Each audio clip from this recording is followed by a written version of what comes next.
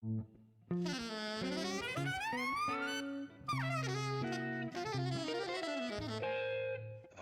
Jazz.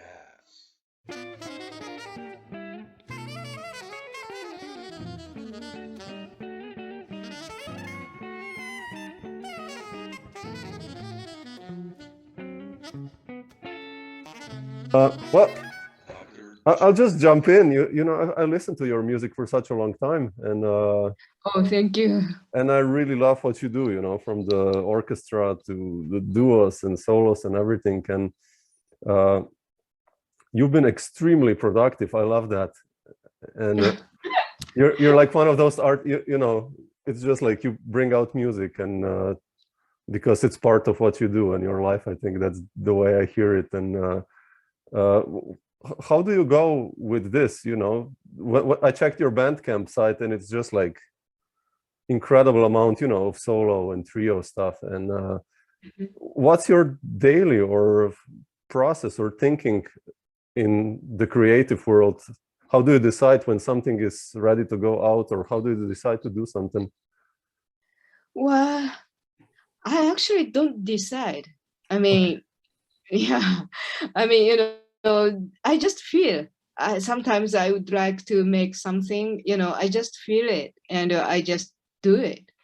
And sometimes, I listen to my old recording, and I found out something that I probably, do more or find another way. So that's the thing. I mean, it's not like I plan everything quite.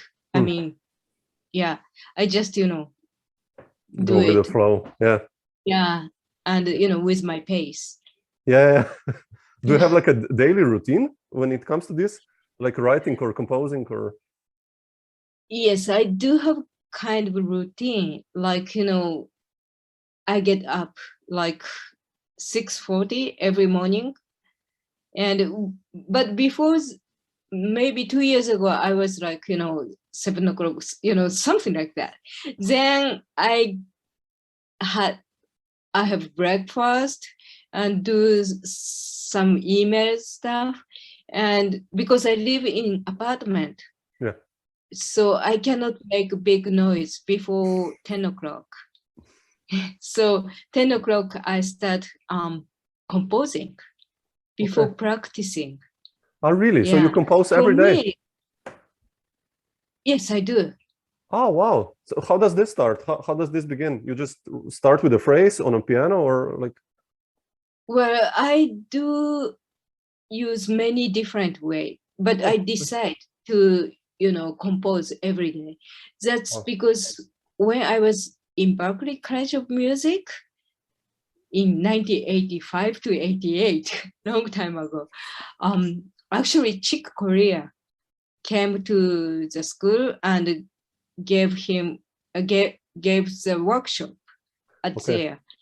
And he talked about compositions, and he said composition is very much same as like playing piano. Yeah. You just need to practice. And so I decided, okay, I do practice composing. So, and because I do have fresh feeling in the morning before I touch piano. So I decided to compose something. And I found out maybe 20 minutes is the maximum that I can concentrate. So I do like, 15 minutes or 20 minutes from 10 o'clock to 10:20 or something like that. I just compose sometimes in front of piano. I mean, most time actually in front of piano, but sometimes I just, write some ideas and without music paper, just, just note. And so many different ways I use, but every day. Do you keep all these ideas then, or do you develop them like the next day? Let's say yesterday you wrote something. Do you write a new idea every day? Well, until like 5 years ago, I try to finish every day. So even like 4 bars or 4 bars piece, or I just try to finish. But that's until 5 years ago. Now I develop every day. Sometimes, I cannot write more than 1 bar. Oh, only sure. one. Yeah. But then next day, I can write probably 4 bars, and I can get fresh feeling next day. So the piece will develop in different way. Yeah. So I actually enjoy doing that a lot. Yeah. That's quite good. Yeah. What if you get stuck? What's your solution there? We all do. I mean, I know. Yeah. But for me, composition is much more like looking for something. Yeah. I try to get right note for me. Well, I know everyone has different answer, but I try to find my answer. And sometimes I take like 20 minutes and I cannot get anything. But I just, okay, tomorrow. Then next day, sometimes, I start like 2 or 3 days, cannot get anything. And sometimes I gave up that composition and I do next one. But mostly I can get something developed. Yeah. And it's actually, I don't know.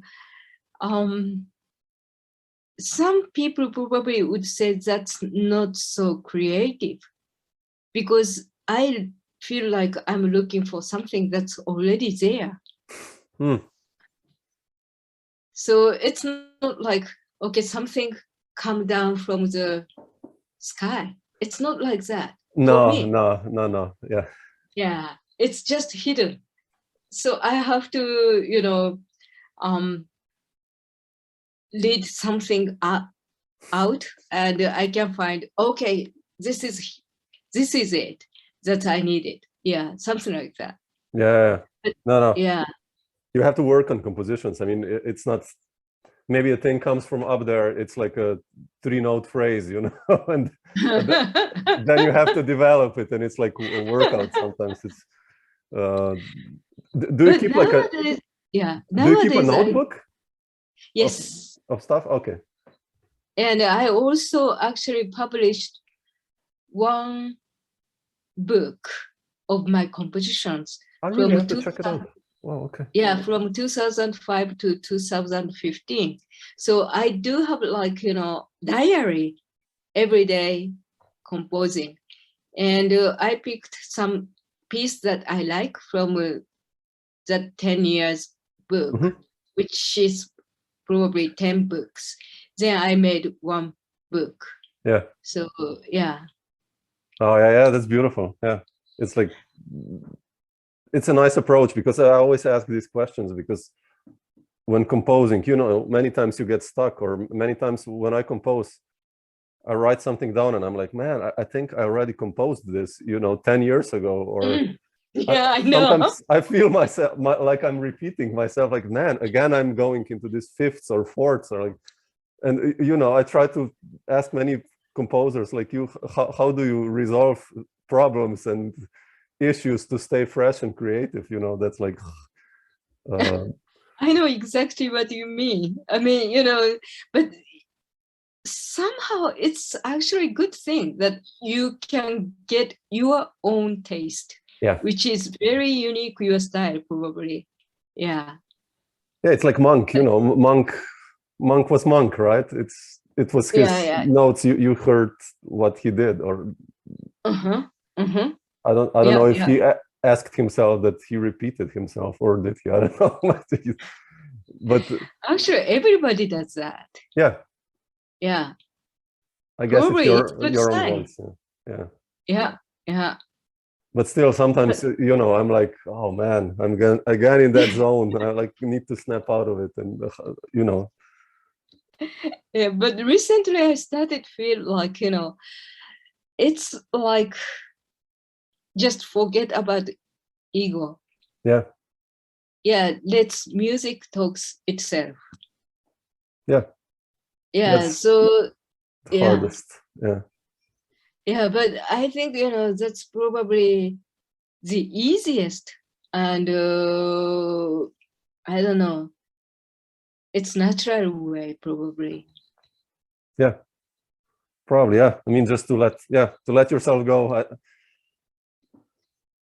Yeah, it's heavy to achieve that sometimes, but it's good that you do this every day. I think that's such a nice routine. It's like you know cat style.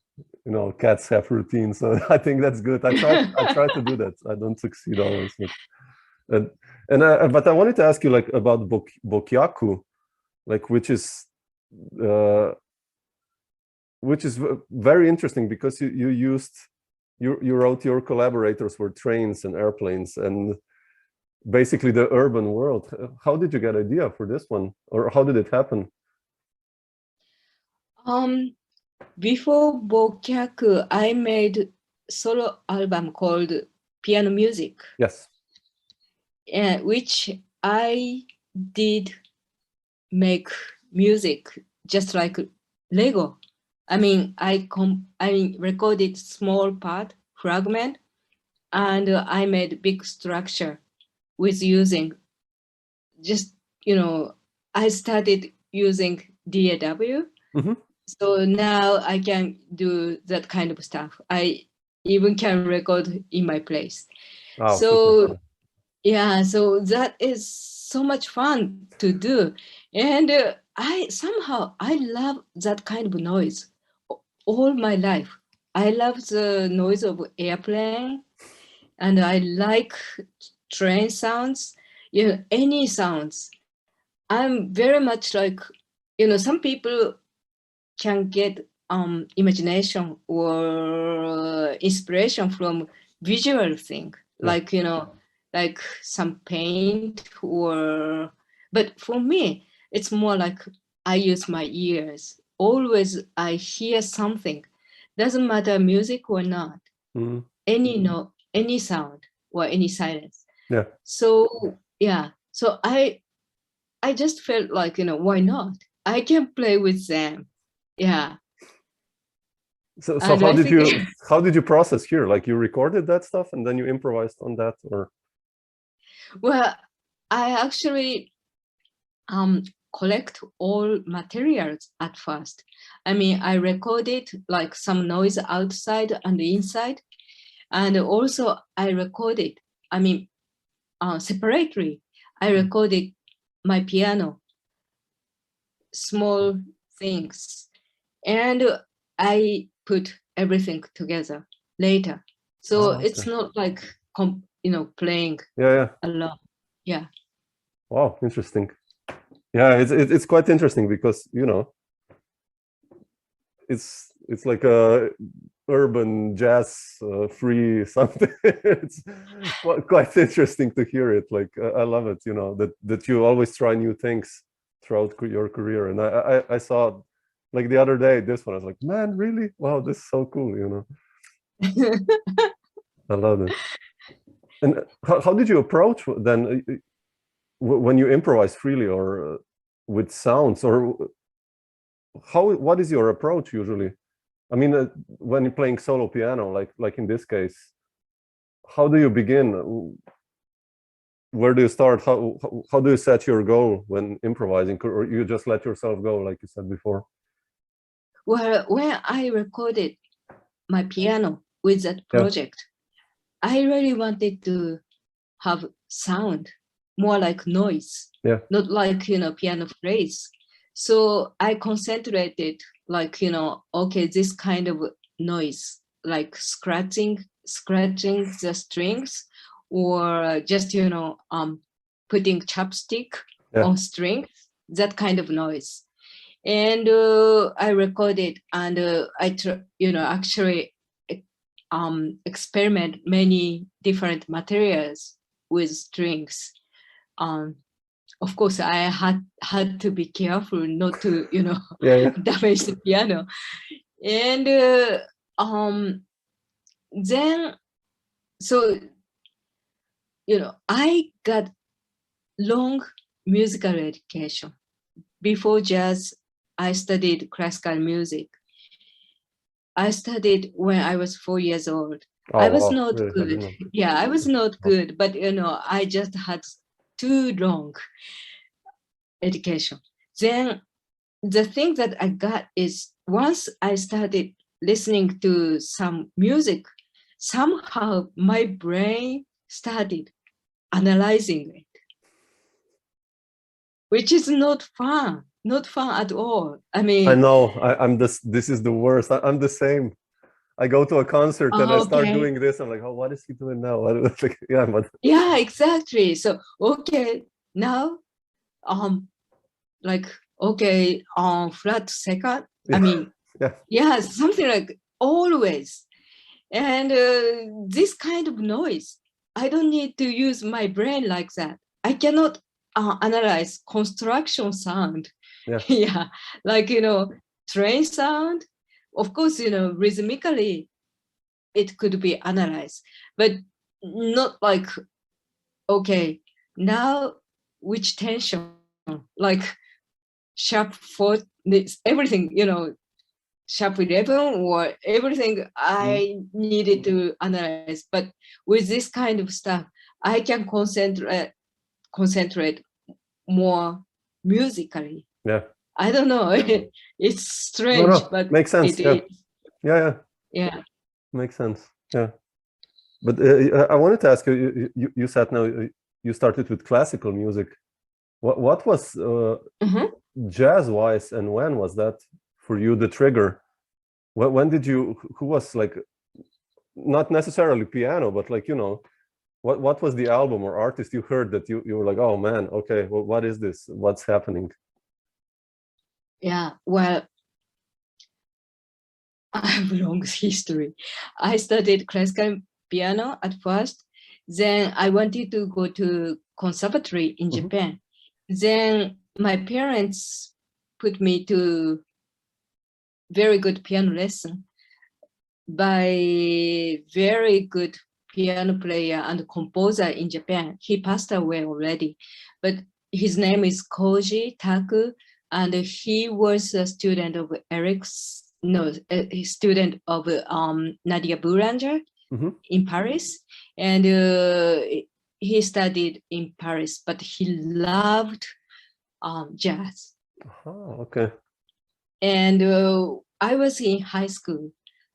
I went to his place to take lesson every week, and he has like John Coltrane poster on the wall, and I didn't know anything about jazz, and I felt like because I really respected him as a musician and also his way to live, because he was a chairman of the best Japanese music school in Japan. Then he quit it because he wanted to play jazz. Oh wow, okay. Yeah, and that I was a teenager, and all adults around me really care about their career and money, and he was not like that. So he was my hero. Then he liked jazz, so I had to listen jazz. But when I started listening jazz, I hate it. Really? Oh. Yeah, because my ears are very much like classical music. I mean, even like 19th century. I mean, not contemporary. Yeah. And I loved pop music, but not jazz. Not so much tension. Very rough for me. So, but every week I listen to jazz radio in Japan, and I didn't like all jazz before I listened to John Coltrane, Love Should Play. This is weird, but somehow I was so shocked I didn't know what's going on. I didn't analyze anything. I just felt like something. It's very high energy. Yeah, the And I spirit couldn't, also. I couldn't explain, but I was so inspired. And that's the music I started listening seriously jazz. Who were And the pianists that you fell in love then? I mean, obviously McCoy, I guess, you know. Tyner was, McCoy, yeah. but who were the Yeah. other pianists that you started to explore then in high school? Well, then I started listening Japanese jazz. I mean, like I went to jazz club in Tokyo. And, but before then, actually, I stopped playing piano. Oh, really? Oh, wow. Yeah, because I really, really wanted to improvise. And I found out I couldn't improvise anything in front of piano. I was too trained. Yeah, classical. Yeah. So if I have a paper, I mean music paper in front of piano, I can read it, but without it, I couldn't do anything. And I was so shocked. Yeah. And I decided not to go to conservatory in Japan. My parents got so shocked. Then I studied having very strange group in Japan with some people just improvise with voice and clapping hands. So I could do that kind of stuff. But in front of piano, I couldn't improvise. Wow, interesting. Yeah. Yeah. But at the same time, I really wanted to hear Japanese jazz. So I went to many jazz clubs and I found very interesting jazz piano player whose name is Fumio Itabashi, who used to play, well, you know, he's a Japanese, he still plays. And he once was in Elvin Jones' band. And also, well, he's very famous in Japan. And, but anyway, when I listened to him, I realized how much I love piano, and I wanted to be back to piano.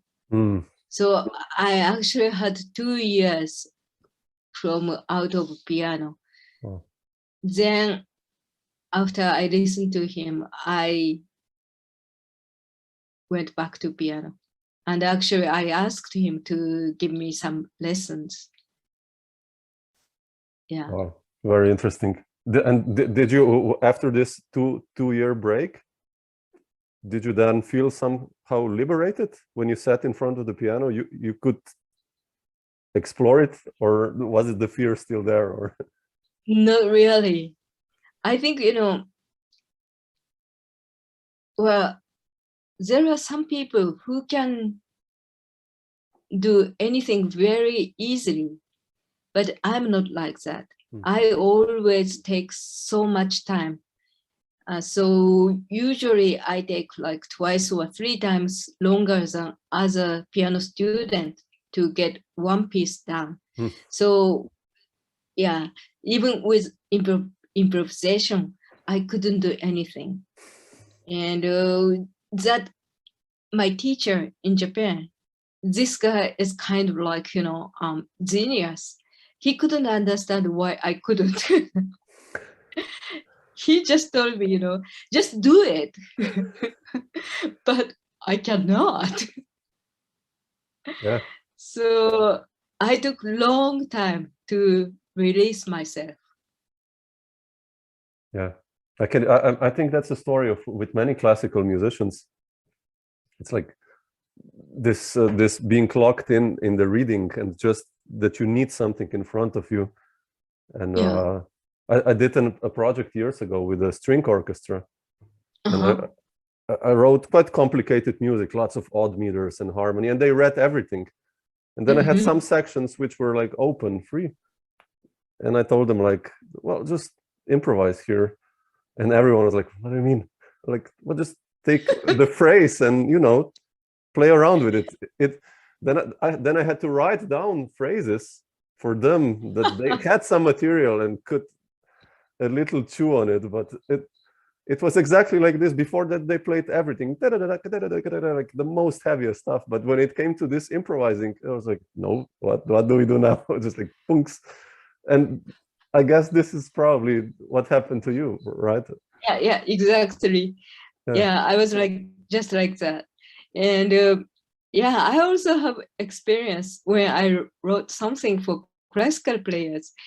I wrote, free section. You can do whatever you want. Then they just freeze. Yeah. Yeah. And I ended up writing some improvised section. But good and bad. I mean, now if I have something written in front of me, I just freeze. I cannot play anything. No, it's the other way. Yeah. Yeah. It's funny because if you're a classical player, technically you're amazing, right? I mean, if you played, Rachmaninoff or whatever on piano, you need great technique.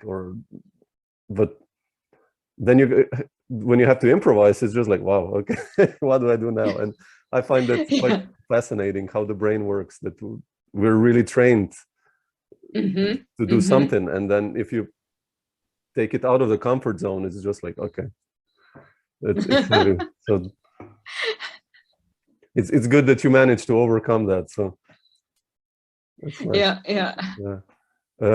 Satoko, I wanted to ask you. Otherwise, you mentioned before already the States, and how did you decide to go to Boston, to Berkeley? How did that happen, and what was it like for you to? I mean, I know you made have so many albums of you with New York musicians, and I wanted to ask you about these connections. But like in the beginning, how did you decide to go to Berkeley, and later, I mean, to New England, and what did that do to you also creatively and?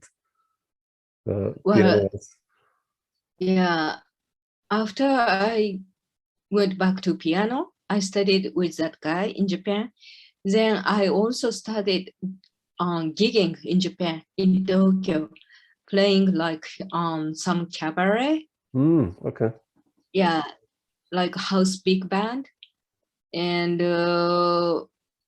everybody said, you will be fine, you will be good after you play every day, every night for 2 years. No problem. You can be good. And that didn't happen to me. I mean, I played every day for 2 years and I was still so bad. Amazingly bad. I mean, I probably was the worst piano player, professional piano player in Tokyo. Yeah. And I just felt like, okay, this way I cannot improve with this way. And I really felt like I probably don't have any talent. So if I concentrate for 1 or 2 years, then I can give up. Because, before then I was not so serious, I think. I just had professional experience, just went to the club, playing there every night, but I didn't practice seriously. I didn't listen to music seriously. Then I decided to go to Berkeley, just, because for 1 or 2 years, concentrate there. And if nothing happened, I should quit. So I decided to go to Berkeley. And Berkeley was the easiest way for me back then, because in Japan, we didn't have any jazz school. We did have some, but not so good. And so Berkeley, there are so many Japanese musicians back then already. So even with my English, I could enter. So that's the reason. that I went there. Yeah. Oh. Yeah. How was your first reaction when you came there? I mean, because, you know, mid 80s, there were incredible, your generation has some incredible players. I mean, that were also in Berkeley, like, but how was your initial reaction there? Hello. You hear me? Oh. Yeah? Yeah, well, the little strange. I mean, probably like Wi-Fi speed get down or something like that. Oh, okay. I hear you so far. Okay, so. Oh, okay, okay. So how? Yeah, I just wanted to ask you, when you went to Berkeley, you know, what was the music scene there like? Who? You mean the school? Yeah, I mean, and the players, yeah, the musicians. I mean, did you already make in the beginning connections to musicians, or? Well, being in the States was great for me because in Japan, because of Japanese society and education system, we always look at the thing that we cannot do. So it's like, that's like Japanese culture. And so always teacher said you cannot do it, so you have to study or you have to practice this one. But in America, where people were so nice saying, you sound good. Oh, yeah. Yeah, okay. I still don't know. They were just nice, probably. But I felt much better there. So I was so happy to be there. And also, it's nice to look at Japan from outside. Yeah. Because that was the first time for me being out. That was even the first time taking airplane. So it was big experience for me. Yeah. And I was not so young. I was 26 years old already. So I got big cultural shock, actually. But I think, you know, if I didn't go to the States, then I probably didn't continue playing piano. Yeah. Yeah, I can imagine. Yeah. Yeah, it's like always like that. You need something to push you. And I think I also, my first time in New York was the same when I came. I was just like, what is this? You know? And it just pushes you. And I went to a jam session with a guitar and I didn't take it out. I was just like, I have to practice. And I just practiced. Man. Wow. So it's a big motivating factor, I think, when you come there. The amount of musicians and the quality of musicians is just incredible. Yeah. This is so important for, I think, for everyone, just to have that push Yeah. to do it. But you know, the great thing at Berkeley was there are so many beginners who even cannot play any scales. Oh, really? Oh, wow. Yeah. Well, very beginner to very, I mean, you know, high level players. Then beginners, even they think they are good. So that's actually, I'm so encouraged. I thought, well, I'm not so bad. So that's the best thing in Berkeley, I think. Yeah. That's a good thing psychologically. Yeah. Otherwise, I've read. I wanted to ask you about this connection. And speaking of studying, and how did you hook up with Paul Bley then? Because I've read that you kind of. I mean, I know the album Something About Water, but you know, how did this story with Paul happen? You know, he's obviously one of the greats of jazz piano, but did your connection with him happen through New England Conservatory, or did you meet him before already? Or well, that's at the New England Conservatory, Oh, okay. NEC. Yeah, I was in Berkeley up to 1988. Then I moved back to Japan. Ah, you went back. Okay. Yes, and I had some musical career here, but I was not happy. I just lost my goal. I just didn't know what I wanted to do. And so I just wanted to escape. And I have had very interesting program at NEC that, Gunther Schuller made the department, third string. So I decided to go there and I entered the school and I realized I found Paul Bley taught there. I didn't know that. Oh, okay. But in different department.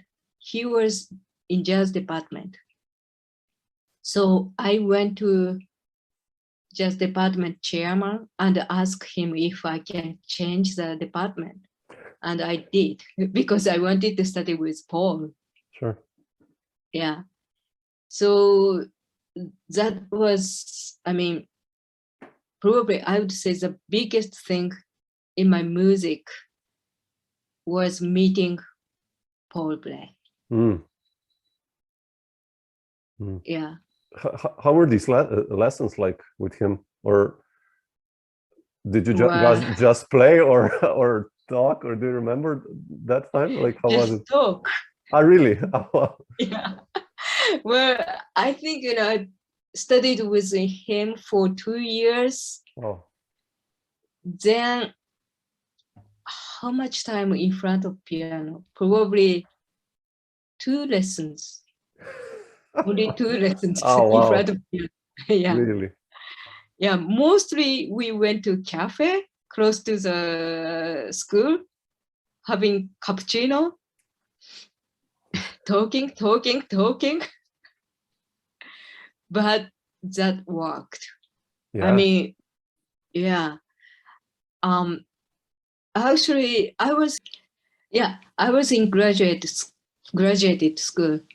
But some undergraduate students complained about his lesson because he didn't teach us some phrase or something. You know what? I think I should open the door. Oh, sure. Wi-Fi is not stable.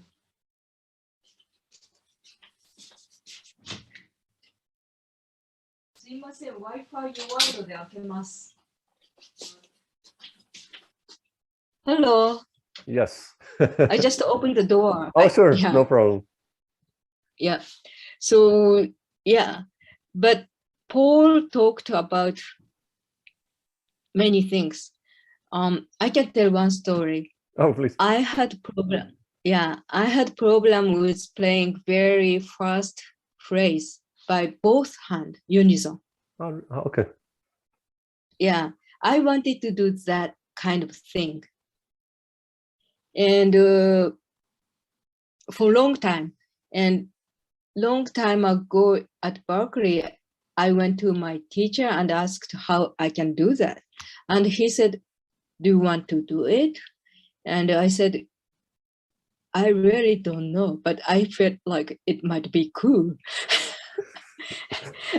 And he said, well, forget it. If you really don't feel like you want to do it, forget it. But Paul said, that's very important. Everybody thinks you are good, so you should do it. But, you don't need to play exact both hands together. Listen to Ornette Coleman and Don Cherry. Sure. Yeah. Yeah, they do play unison, but not quite together. Yeah. But, our human ears can get the sound together somehow. But if we hear very deeply, we can hear it's not quite together. But that's more like, psychological thing. And he said, many people think, okay, if you don't play, you cannot play fast. Practice with metronome from very slow tempo, then then finally up tempo. But Paul said, don't do that because you use different technique. That doesn't work. If you want to play fast, just play fast. And that was true. He talked about that, and I actually practiced that thing for more than 10 years. Then I went to piano after his lesson, and 2 minutes, I could do it. So Paul was like that. Yeah, it's very much like, brain thing. Yeah. I think these are the best things with lessons, with the masters, because, they will not show you, like, I mean, they could like a 2-5-1 or something, but you can get that from a record. I think these things are more important, that you remember, like, that one moment or one sentence or one story, or like, okay, that's it. And And I think, also because I have something inside that, I could understand what he said. So somehow it worked so well. I mean, studying with him for me was like getting a revolution in my inside. Yeah. Can imagine. I mean, definitely it probably gave you confidence also, right? Exactly. Yep. Yeah. And because since then, you started to become a band leader, and like what we said in the beginning, you just, extremely productive and prolific, and not afraid, which I think is so important. Just do it. Yeah, exactly. Yeah. He actually told me, when I play something for him, he said, most important thing is don't play anyone else. Don't play like anyone else. If I play like McCoy Tyner, people don't buy your CD. So, yeah. And he said that means, okay, I can play my music. that became my confidence. Yeah. Oh, that's so important. Yeah. Couldn't agree more. I mean, it's just like no one wants to hear, another. If you want to hear McCoy, you buy McCoy, like you said, or or Herbie Hancock, you buy Herbie Hancock. You don't want to listen to someone imitating him. Yeah. I wanted to ask you about one of my favorite groups. I mean, speaking of you being a band leader, is the Orchestra New York that you did, and I think you did now already 10 or 11 albums with that band, right? And it's just the amount of players and who's in it. There are so many musicians in it I play with, and I'm always fascinated when the new one came out, the Entity. I was like, man, again, it's incredible. But how did you decide first in the beginning to start this project? Because it's like a big thing. It's like so many musicians and incredible players. And how hard is it, or was it, for you to do that? And where did the idea come from? I mean, the first. Well, when I started playing professionally in Japan, very beginning, I played in big band. Yeah. So big band was always my idea. I mean, as format, I always hear big band sound.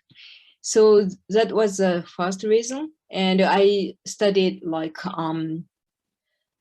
composition and orchestration in Berkeley and in NEC, studying with Herb Pomeroy and also George Russell.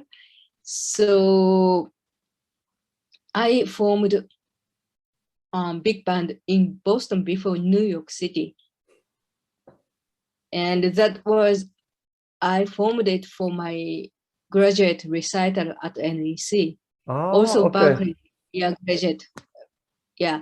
So that's one of my musical like major.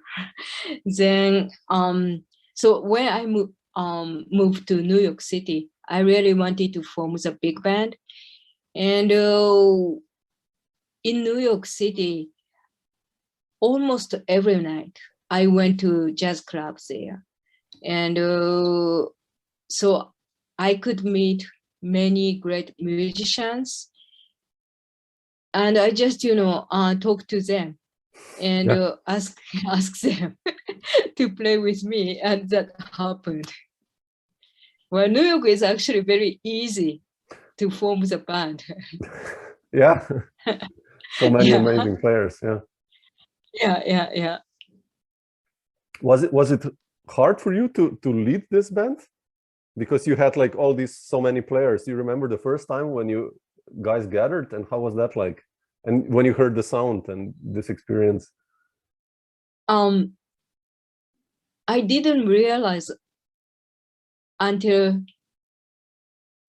a day after the recording session. I thought I was normal, but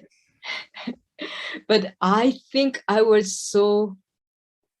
probably was so nervous. I couldn't show it, but I felt like, there are so many strange things happened. I kicked the table, chair, or, by accident. I was walking, but, that kind of stuff happened. Why I hit. And, but anyway, but even though,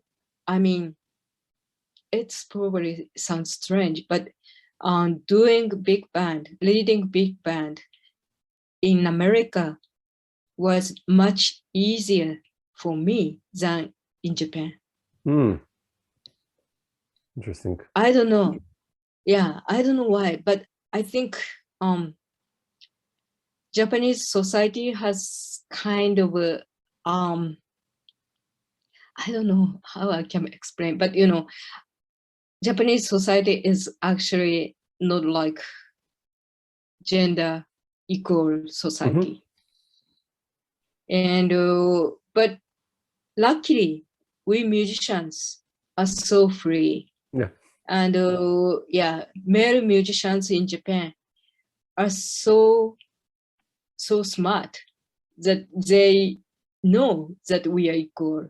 So I don't have any bad experience, but still I felt, it was difficult in front of standing up many male musicians to lead the band. But in America, I didn't have that kind of strange feeling. Yeah. But now, I'm old enough. Yeah, now you got it now. It's like, yeah. But still, like when I check the players on the Entity, you have like just the musicians, the Stomu and Chess and Nels Cline and Malaby and Herb Robinson and Ellery and Andy Lester, all these incredible players. Yes. How did you decide on these particular players for Entity? Did you have them in mind? Like Nels Cline, I think he adds so much, Nels, and Tony, all of these guys have such individual voices. And they contribute so much, I think, to the music. Like, did you exactly knew that you wanted these players? Well, the first recording session was in 1997. Yeah. No, 1996. Wow. And mostly I have same musicians in the band. Yeah. Mostly. So now I can hear who plays how. I can feel that. So it's easy for me. And I, asked, like Nels Cline is kind of new. Chess is also new. Yeah. And like probably 2 or 3 albums already we did together, but compared to other musicians like Tony Tony is in the band for a long time, and like Dave Ballou, trumpet player. Yeah, I love Dave. Actually, we went to Berkeley together. Oh, really? Oh, wow. Okay. Yeah. Stomu is also. So we knew each other for a long time. So it's like reunion somehow. Yeah. Family. Yeah. Interesting. Yeah, I love this group. I mean, it's so. Did you ever tour with this orchestra, like Europe, or was it too hard always because it's too big? I mean, did you ever bring the orchestra to Europe or not yet, right? Hopefully I can do so, but I tried several times, but no way. Yeah, it's too huge. Yeah. But sometimes, instead I tour by myself or some, musicians together, forms a big band in different cities. Yeah, I saw that. Yeah, and it worked. Yeah, so far. Yeah, and it's interesting. But of course, I want to tour with these guys. Yeah. Speaking of touring, Satoko, I wanted to ask you, when was your first tour? When was the first time you came to Europe, let's say? And how was that experience like for you? I really wanted to tour Europe for a long time. Then I asked many musicians in America, my friends, how it works. And they said, it's very difficult. Forget it. Very helpful. Yeah, that's a good advice. So, but I had a friend, Canadian musician who worked with Booker in UK, manager. And he introduced me her contact, and I emailed her, and somehow we became good friends. And he present some concerts in UK. So we started doing so. That was like 2000 or 1999 or something like that. Then I just developed from there. Yeah. You still have plans like in the future, or this year or next year, to come to Europe, or something coming up? Next month will be the first concert after COVID-19. Really? Oh man. Okay. Yeah. In Europe or in Japan? In Europe. Oh, where are you? I'm gonna tour. Yeah, I will play in Padova, Italy. Oh wow, super. Then I go up to Vienna, Austria, and Berlin, Hamburg, and Darmstadt. Okay. So piano solo or with the band? No, I'm gonna tour with 2 Japanese women who live in Europe. Yeah, Taiko Saito lives in Berlin, and Yuko Oshima lives in France, Strasbourg. So we formed a new trio called Sun, and we tour. And also in Hamburg, I'm gonna play with percussive dancer, Mizuki, and my husband Natsuki also play. So yeah. Fantastic. Okay. Wow, super. Yeah, I'm so excited. Yeah. Yeah, nice. Very nice.